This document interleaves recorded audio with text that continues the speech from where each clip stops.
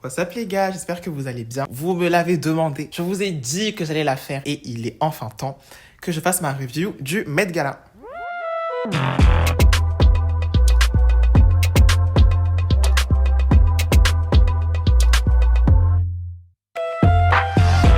Pour ceux qui ne connaîtraient pas le Met Gala, laissez-moi vous dire ce que c'est. Plus connu sous le nom de Met Ball, le Met Gala est un gala annuel de collecte de fonds au profit de la Costume Institute au Metropolitan Museum of Art de New York. Mais le Met Gala, c'est aussi un rendez-vous mode. Pendant le Met Gala, vous allez retrouver des tenues les plus incroyables les unes que les autres. Donc les amis, là, nous allons réagir aux meilleures tenues, aux tenues les plus trash. Prenez vos popcorn, prenez une petite boisson, prenez de quoi grignoter pendant la vidéo parce que là, it's about to go down.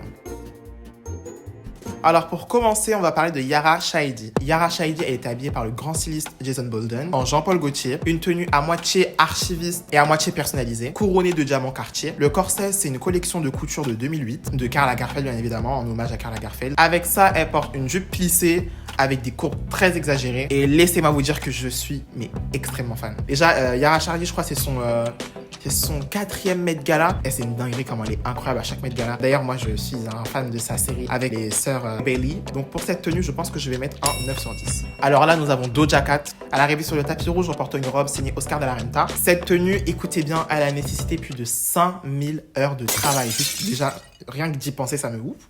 5000 heures de travail. Et est brodée de 350 000 perles blanches et argentées. Et c'est une dinguerie. Pour ce qui s'agit des accessoires, on est sur du Messika avec un bijou de tête custom en diamant. Comme vous avez pu le constater, Doja Cat, chaque cérémonie, c'est toujours a statement. C'est toujours, on est sur quelque chose de grandiose à chaque fois. On ne sait jamais à quoi s'attendre avec Doja Cat. Et là, bon, pour le coup, je m'y attendais. Là, je vais vous dire une chose. Les personnes, durant cette cérémonie, que je soupçonnais de faire référence à Choupette, c'était Doja Cat et Jared Leto. Je savais que Doja Cat, elle allait être en choupette. Donc, c'était un choupette vraiment bien revisité. Je suis très, très fan de l'idée. Il y a la vision. Franchement, moi, j'aime beaucoup. Avec les prosthetics qu'elle a mis sur le visage, tout ce qui est make-up, le make-up FX. Vraiment, je suis trop, trop fan de ce qu'elle a fait. Donc, ça rend super bien avec Doja Cat. Je pense que pour Doja Cat, je vais mettre un 8 sur 10. Anokiai, ma gossure. Et elle ne me déçoit jamais. Ça, c'est une des choses, elle ne me déçoit jamais. Anokiai, elle portait une robe en forme de panier à franges signée Probal Gurung avec une jupe sirène en tulle de soie transparente. Cette tenue, elle est inspirée par un des looks du défilé Chanel des années 1993. Et c'est un look qui fut porté autrefois par Cindy Crawford. Ça brille. Vous voyez là, le soleil, comment il brille là? Anokiai, c'est fois 1000. Oh mon dieu, mais Anokiai, elle ne me déçoit jamais. La mise en beauté, les lunettes, the wig, la façon dont ça sculpte son corps, c'est une dinguerie. Non, elle serve all the time. Et là, pour le coup, elle a serve again. Donc, Anokiai, je lui mets un 8 sur 10. Parce qu'elle a fait mieux.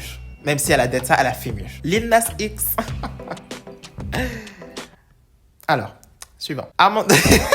Non, Lil Nas X, vraiment, je sais pas quoi dire, les amis. Mais là, en fait, c'est cacophonique. Genre, ça donne mal à la tête. Genre, c'est too much. Surtout avec le thème qu'il y a pour cette année du Met Gala.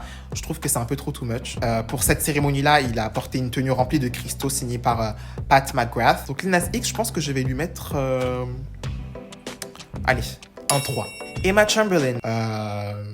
Je suis pas très, très fan. Je vois l'idée, mais je trouve que ça matche pas. En fait, j'aime bien les couleurs. La mise en beauté, dingue. La coupe, dingue. Mais... je trouve que ça fait trop cheap. Le résultat fait trop cheap. Mais Emma Chamberlain, je pense que je vais lui mettre un 6.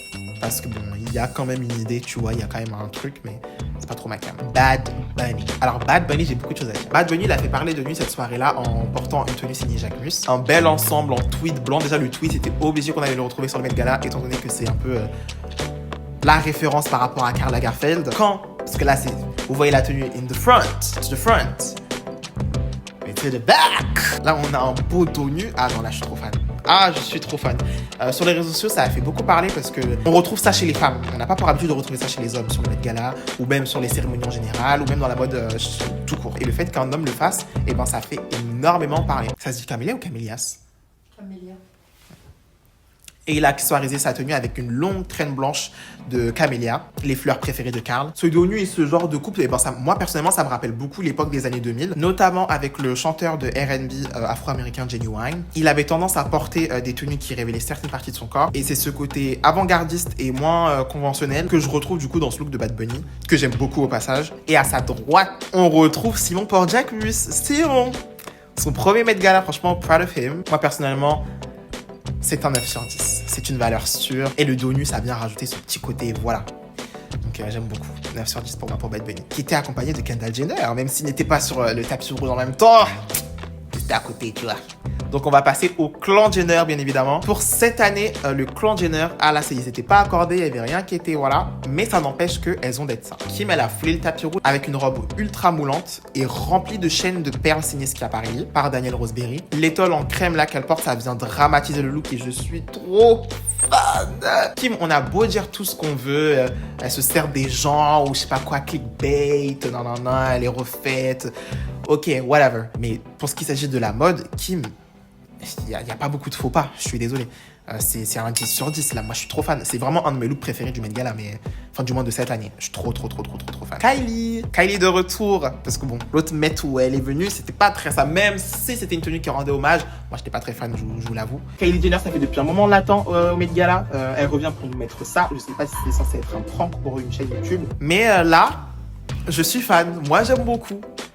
Comparé à ce que j'entends sur les réseaux sociaux, comme quoi elle n'est pas dans le thème, que personne n'aime et qu'elle aurait pu faire quelque chose de mieux. Moi, je la trouve super belle, la tenue.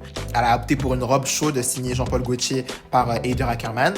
Et du coup, pour ceux qui disaient qu'elle n'était pas dans le thème, faux pas, vous avez tout faux.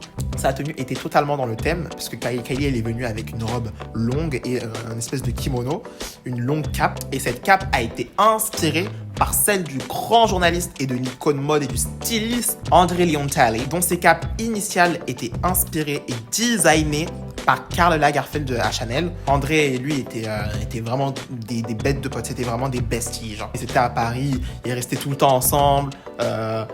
Karl lui a appris beaucoup de choses et c'est une des personnes qui lui a transmis tout le knowledge qu'il a dans l'univers de la mode. Tout ce qu'il sait, c'est en partie grâce à Karl. Donc ouais, Kylie est dans le thème. Passons à Kendall. Kendall, elle est arrivée sur le red carpet en Mar Jacob avec un body noir strassé, des manches XXL et des bottines plateformées. Ah, moi, je suis fan du look. Oh, je suis trop fan. Et pour le coup, je m'y attendais pas parce que j'avais vu des petits snippets de la tenue de Kendall et I was like, a body. Un body, t'es sûr là, Mago, que t'es sur le toit là? Et en vrai, non, je trouve que ça rend super bien.